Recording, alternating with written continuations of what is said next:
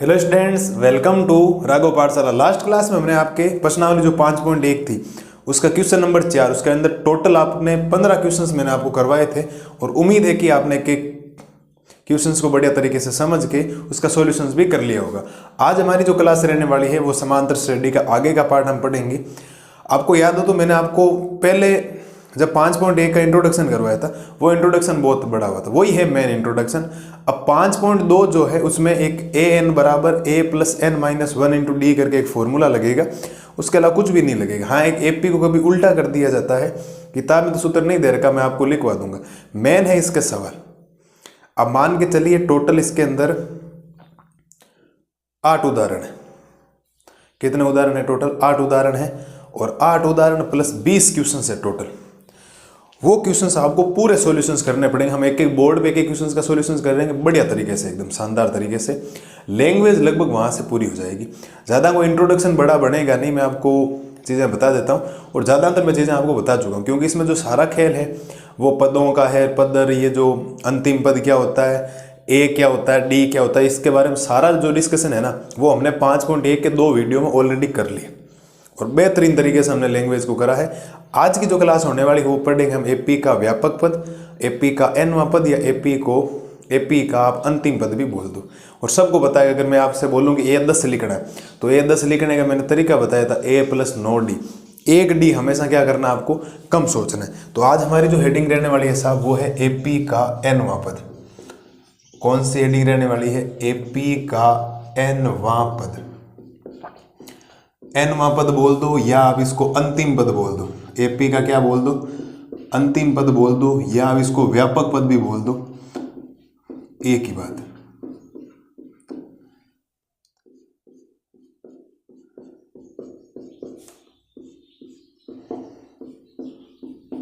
ये हमारी आज हेडिंग रहने वाली। ये होता क्या मैं आपको बताता हूं। देखो, इस व्यापक पद का एपी का जो एनवां पद होता है ना, एपी का एनवां पद ए एन, एपी का जो एनवां पद होता है वो होता है ए एन बराबर आपके ए प्लस में एन माइनस 1 इंटू डी। ये किसी भी एपी का क्या होता है? आपके एनवां पद होता है। एपी का क्या होता है? आपके एनवां पद होता है। इस बात को विशेष तौर पर ध्यान रखना। इसको बोला जाता है एपी का एनवां पद। बात समझ में आई या नहीं आई? आप एक बात करो, एग्जाम्पल के थ्रू समझना। मैं इसमें कुछ बातें लिखूंगा जो आपको ध्यान रखनी है, नीचे लिख रहा हूं जहां करके, जहां में हमारे पास 4 वैल्यू अगर आप ध्यान से देखेंगे, एक तो ए है, एक आपके पास डी है, एक आपके पास एन है और एक आपके पास ए एन है। इनको क्या बोला जाता है वो समझे। ए तो सबको पता है कि हमने ऑलरेडी पढ़ लिया, इसको क्या बोला जाता है? प्रथम पद बोला जाता है। क्या बोला जाता है? प्रथम पद। डी क्या होता है? डी होता है सार्व अंतर। डी को क्या बोला जाता है? आपके सार्व अंतर। एन होता है पदों की संख्या। एन क्या होता है? पदों की संख्या। अब ए एन को एनवां पद बोल दो। क्या बोल दो? एनवां पद बोल दो, या इसको अंतिम पद बोल दो, कोई दिक्कत नहीं। इसको आप एनवां पद बोल दें या अंतिम पद बोल दें, कोई टेंशन वाली बात नहीं। आप मान के चलिए जो आपकी प्रश्नावली 5.2 है उसमें टोटल 20 सवाल हैं और 8 उदाहरण। आप मान के चलिए 28 हो गए। 28 में 2 सवाल ऐसे हैं जो अंतिम पद से कुछ पद वहां पूछेगा, एक प्रश्न है, एक उदाहरण है। 2 सवालों को आप छोड़ दें, टोटल सवाल बचेंगे आपके पास 26 क्वेश्चंस। 26 सवालों में इस सूत्र के अलावा कुछ सूत्र नहीं लगेगा। अब अगर आप इस सूत्र को ध्यान से देखो, इस सूत्र के अंदर आपको टोटल 4 वैल्यू नजर आ रही है। एक ए नजर आ रहा है, एक डी नजर आ रहा है, एक एन नजर आ रहा है और एक ए एन नजर आ रहा है। अब जब कभी भी मैथमेटिक्स के किसी भी सूत्र में 4 वैल्यू है और आपसे एक ज्ञात करना पूछेगा, कोई भी ज्ञात करना पूछ सकता है, कोई भी ज्ञात करना पूछ सकता है, तो आपके पास टोटल 3 वैल्यू दे रखी होगी, कोई भी 3। सपोज दैट ये शुरुआत की 3 दे दे और लास्ट वाली पूछ ले, लास्ट वाली 3 दे दे, फर्स्ट वाली पूछ ले, ये दे दे, ये दे दे, ये और दे दे, ये पूछ ले, ये तीनों दे के ये पूछ ले, या ये दे दे, ये दे दे, ये दे दे और ये दे दे। पूरा खेल इस सूत्र का ये ध्यान है, कंप्लीट सूत्र का। आपने जो व्यापक पद पढ़ा है ना, 10वां पद, एपी का 10वें पद को आप लिखते हो ए प्लस 9 डी। अब वो इसीलिए लिखते हो क्योंकि एपी का 10वें पद का मतलब तो एन की जगह 10 आ जाता है, तो ए 10 बराबर ए प्लस 10 माइनस 1 9 डी हो जाता है। आप 31वां पद लिखना चाहते हो तो 31वें का मतलब होता है a प्लस 30d। ये तो बात कंफर्म है ना, हमने 5.1 में कंप्लीट डिस्कशन किया। कितना? a plus 30d। तो n की जगह 31 डालो तो a 31 बराबर a प्लस 31 माइनस 1 30d, तो a प्लस 30d बना। यानी वो जो व्यापक पद आया था ना वो इसी सूत्र से आता है। ये इसी सूत्र से आता है कि एक्चुअल में निकला कैसे। तो आपको ये सूत्र ध्यान रखना है, बाकी हम सवाल करेंगे बढ़िया तरीके से, आपको कोई प्रकार की कोई समस्या नहीं आएगी, शानदार तरीके से। कोई भी पद आपसे निकाला पूछेगा, अब एपी दे रखी होगी, कैसे ए और डी निकलेगा, वो सारा खेल हम प्रश्नों के अंदर समझने वाले हैं। आपको प्रश्न की भाषा समझना जरूरी, प्रश्न एक्चुअल में बोला क्या है। ये होता है एपी का nवां पद। एक आपको नोट में एक बात ध्यान रखनी है, नोट में आपको ध्यान रखना, कभी क्या कर देगा, एपी को क्या कर देगा, उल्टा कर देगा। तो आपको एपी को उल्टा करने से नया सूत्र लगाने की जरूरत नहीं, किताब वाले ने बहुत खतरनाक तरीके से उसका उत्तर निकाला। उदाहरण है एक आपके 8 या 9 नंबर, उसके अंदर 8 नंबर उदाहरण, लेकिन हम उसको अपने सूत्र के हिसाब से करें। मैं आपको एक सूत्र बता रहा हूं, आप लिखेंगे एपी का अंत से, एपी का अंत से nवां पद बराबर। अब बात सुनिएगा, एपी का अंत से nवें पद का मतलब क्या होता है। सपोज दैट आपके सामने एक एपी लिखी है 2, फिर 4, फिर 6, फिर 8 और लास्ट में 62 लिख दिया। सपोज दैट, समझ रहे।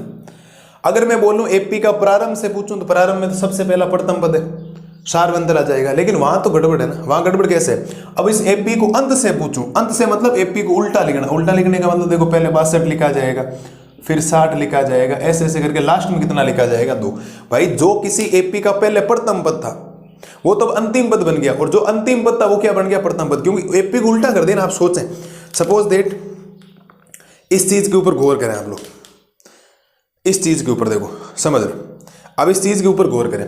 अभी आप इधर से जाना प्रारंभ कर रहे हो, इधर से जाना प्रारंभ कर रहे हो, आपको एक नंबर पे कौन दिखाई दे रहा है, एक नंबर पे रेड ढक्कन क्या दिखाई दे रहा है, लाल वाला ढक्कन दिखाई दे रहा है। लास्ट में कौन सा दिखाई दे रहा है, ब्लू ढक्कन दिखाई दे रहा है। अब इसको उल्टा करो, उल्टा करते आप इधर से आओ तो देखो, अभी ये प्रथम स्थान पर था, ये लास्ट स्थान पर था। आपने ऐसे किया तो लास्ट वाला प्रथम पे आ गया, प्रथम वाला कहां पहुंच गया, लास्ट। इसको बोला जाता है किसी एपी का अंत से nवां पद याद करना, मतलब आप एपी का उल्टा कर दोगे। एपी उल्टा करने का मतलब ऐसे कर दोगे। अब पद बदल गए, देखो आप सूत्र तो ये भी लगा सकते हो, कोई दिक्कत नहीं।